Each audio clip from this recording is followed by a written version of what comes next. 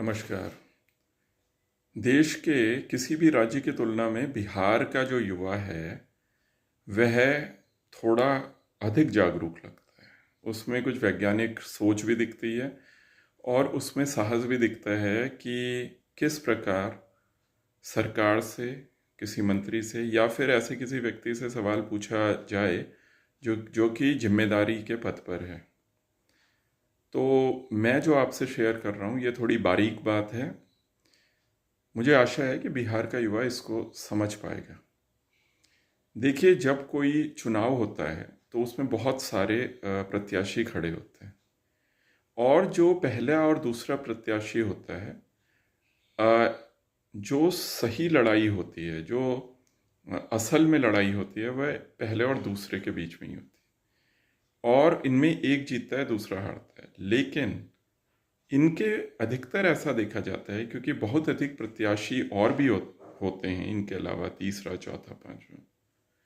तो क्या होता है कि जो वोट का डिवीजन होता है, जो वोट का बिखराव होता है, उससे यह होता है कि जो पहले और दूसरे के बीच का जो मार्जिन होता है वह इतना कम होता है कि जो ये बात के लोग जो ये वोट को बिखेरते हैं, उस वोट के कारण कई बार क्या होता है कि जिस तरीके का रिजल्ट आना चाहिए वह नहीं आता।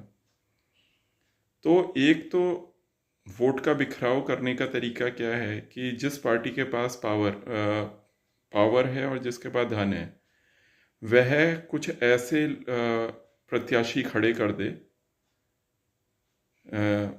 किसी पार्टी के थ्रू या निर्दलीय, जो कि वोट काट लें, जो कि वोट कुछ किनारे कर लें, जिससे कि जो वोट दूसरे को मिल सकता था, दूसरी पोजीशन वाले को मिल सकता था, वह इनको मिल जाए और जो पहली दो पार्टी हैं उनमें एक पार्टी जीत जाए।